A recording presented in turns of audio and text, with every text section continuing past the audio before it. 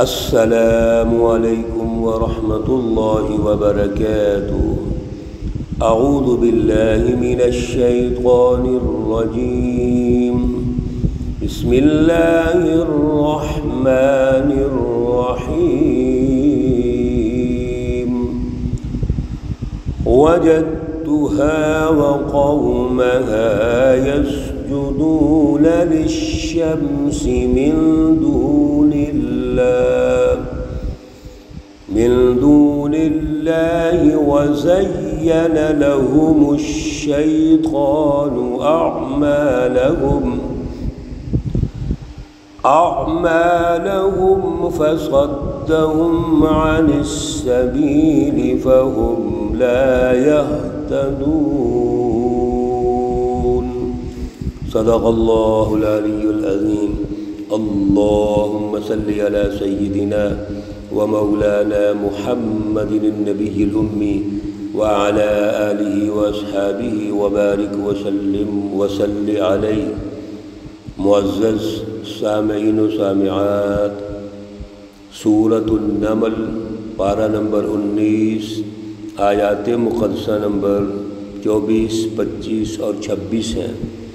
اللہ رب العزت ان تمام آیات مقدسہ کا فہم اور شعور عطا فرمائیں اور عمل کی توفیق اور صلاحیت عطا فرمائیں۔ گزشتہ درس میں یہ عرض کیا گیا تھا کہ حضرت سلیمان علیہ السلام کی بادشاہت اور حکومت کی جو امتیازی خصوصیات ہیں وہ اس دور کی سائنس، اس دور کے عمرانی علوم، اس دور کی بنیادی ضروریات، اس دور کی سیاسی معاشی مینجمنٹ، یہ آپ کے کارنامے ہیں۔ اور پھر آپ کی جو حکومت ہے وہ ہر چیز پر تھی۔ بڑی مخلوقات، جنات ہیں، انسان ہیں، یہ پرندے چلتے پھرتے جو نظر آ رہے ہیں، یہ اللہ رب العزت کی بڑی مخلوقات ہیں۔ ان سب پر حضرت سلیمان علیہ السلام کی حکومت تھی۔ اور پھر سب سے بڑی بات، ہر جنس کی فوج بنائی ہوئی تھی۔ انسانوں کی فوج ہے، جنات کی ہے، پرندوں کی ہے، اور پھر ان کے امور طے کیے ہوئے تھے۔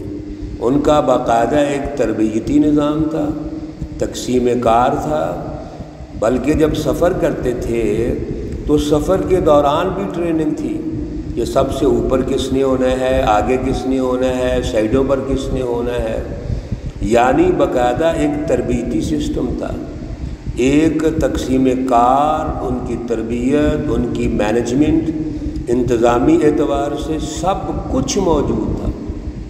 اعلیٰ ترین جو ٹریننگ ہے وہ سلیمان علیہ السلام کی موجود تھی۔ اس دوران ہدہد ایک پرندہ ہے، وہ حضرت سلیمان علیہ السلام کو قوم سبا کی خبریں دیتا ہے، اطلاع کرتا ہے۔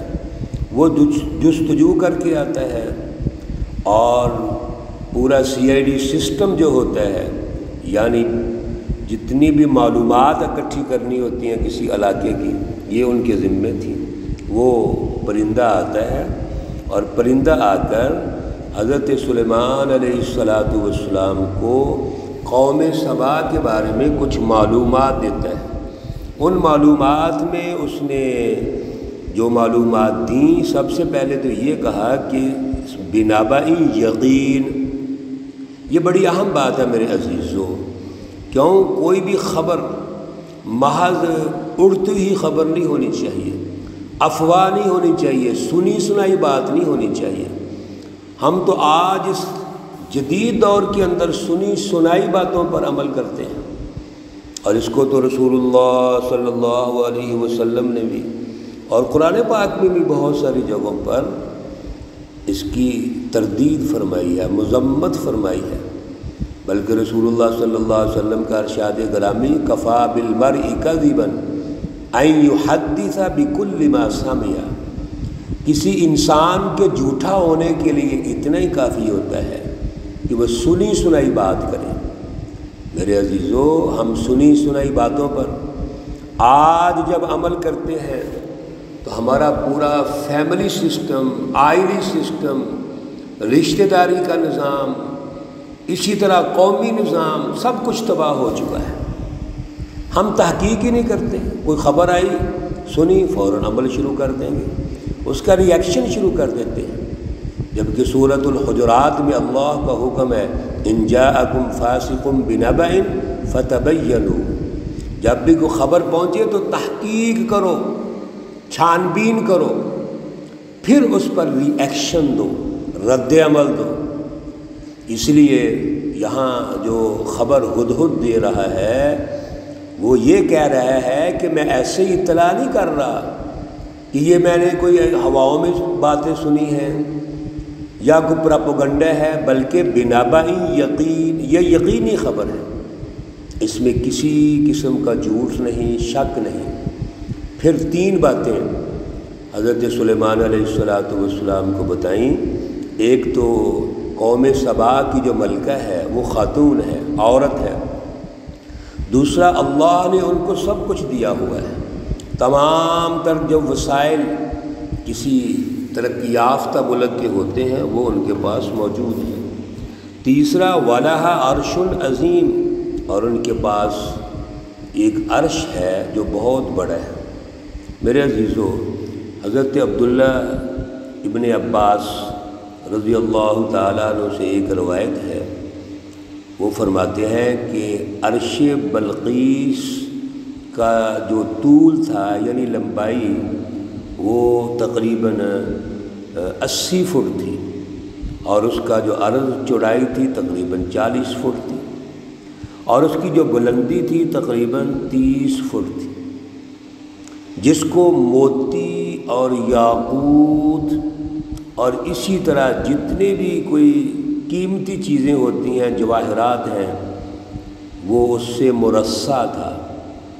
اس کے جو پائے تھے، عرش کے جو پائے تھے، موتیوں اور جواہرات کے ساتھ بنے ہوئے تھے، اور اس کے جو پردے تھے وہ ریشم اور حریر کے پردے تھے، اور اس طرح بڑا خوبصورت وہ عرش جو ہے، عرش عظیم ہے جو اس ملکہ کا عرش ہے۔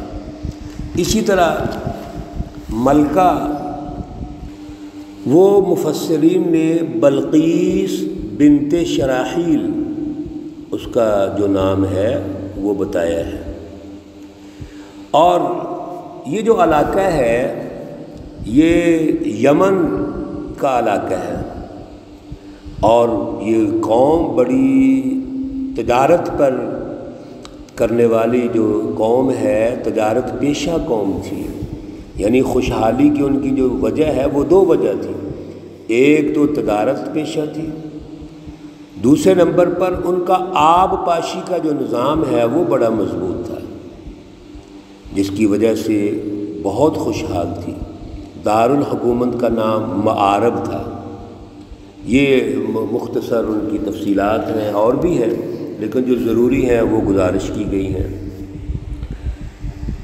حضرت سلیمان علیہ السلام کو ہدہد نے ان کی فکر جو موجود ہے، فکر اور فلسفہ، اس کے حوالے سے تعارف کروایا۔ وجدتها وقومها، میں نے اس عورت کو، ملکہ کو دیکھا ہے، اور اس ملکہ کی جو قوم ہے ان کو دیکھا ہے، یسجدون للشمس من دون اللہ، وہ اللہ کے علاوہ سورج کی پرستش کرتے ہیں۔ وزین لهم الشیطان اعمالهم، اور شیطان نے ان کے جو اعمال ہیں ان کے لیے مزین کیا ہوا ہے، یعنی بھلا دکھا رہا ہے۔ جو وہ کر رہے ہیں وہ اپنے آپ کو درست سمجھتے ہیں۔ فصدہم عن السبیل، اور اللہ کے راستے سے روک دیا ہے۔ فہم لا یہتدون، وہ ہدایت پر نہیں ہے، درست راستے پر نہیں ہے، وہ گمراہ ہے، مشرک ہیں، آفتاب پرست ہیں، اور مشرکانہ جو رسم و رواج رکھتے ہیں انہی کو وہ سب کچھ سمجھتے ہیں۔ ان کے دماغوں میں، ان کے قلوب میں شیطان نے ان کو خوبصورت بنا دیا ہے۔ وہ اس پر سمجھتے نہیں ہیں کہ ہمارے اندر کوئی تبدیلی آنی چاہیے، یعنی وہ پختہ ہے۔ اللہ یسجدوا للہ الذی یخرج الخبر، کیوں نہ سجدہ کریں اس عظیم المرتبہ ہستی کو جو نکالتا ہے چھپی ہوئی چیزوں کو، فی السماوات والارض، آسمانوں اور زمین میں، وَيَعْلَمُ، اور جانتا ہے، مَا تُخْفُونَ، جو تم چھپاتے ہو، وَمَا تُعْلِنُونَ، اور جو تم ظاہر کرتے ہو۔ یہاں بھی ہدہد نے سائنسی انداز میں ان کا تجزیہ پیش کیا۔ ایک تو فکر اور فلسفہ پیش کر دیا، ان کا جو عقیدہ ہے، جو ان کی سوچ ہے وہ پیش کر دی۔ دوسرا، ہدہد نے یہ کہا کہ وہ اللہ جو آسمانوں اور زمین کا مالک ہے اور جو وسائل اللہ کے ہیں اور وہ سب استعمال کر رہے ہیں، خوشحالی ان کے پاس موجود ہے، اس کو کیوں نہ سجدہ کریں؟ فکری اعتبار سے اس کی رٹ کیوں نہ قائم کریں؟ وہ عظیم الشان جو ہستی ہے اس کو چھوڑ کر کس کو سجدہ کر رہے ہیں؟ اور یہ جو آیات ہیں یہ آیات سجدہ بھی ہیں۔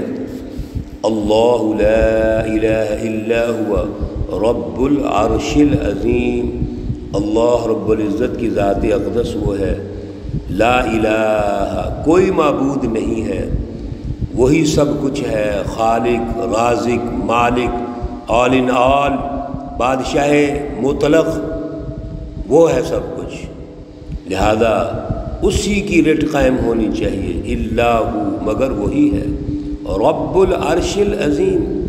یہ جو ملکہ بلقیس کا عرش ہے یہ کیا ہے؟ اللہ تو عرش عظیم کا رب ہے، وہ عظیم الشان ہے، ساری دنیا کے عرش اس کے تابع ہیں۔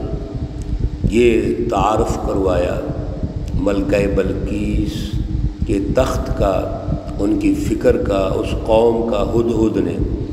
میرے عزیزوں، یہ آیت جہاں مکمل ہم نے کی ہے، یہ سجدہ تلاوت کی آیت ہے، اور اس کا حکم یہ ہے کہ جب ہم یہ آیات پڑھیں یا سنیں تو اللہ کے سامنے سجدہ کرنا ہے۔ سجدہ تلاوت کا طریقہ کار یہ ہے کہ جب بھی ہم یہ آیت پڑھیں، یعنی کوئی بھی سجدہ تلاوت کی آیت کریمہ، تو ہم بیٹھے بیٹھے بھی سجدہ کر سکتے ہیں، اور اگر کھڑا ہونا چاہیں تو کھڑے ہو جائیے، اللہ اکبر کہیے، یا بیٹھے بیٹھے اللہ اکبر کہیے اور سجدے میں جائیے، تسبیحات پڑھیے، 3 پڑھ لیں، 5 پڑھ لیں، 7 پڑھ لیں، اور پھر دائیں بائیں السلام علیکم کہہ دیجئے، سلام پھیر دیجئے۔ انشاءاللہ العزیز یہ گفتگو جاری ہے، اگلے درس میں مزید اس کو مطالعہ کریں گے۔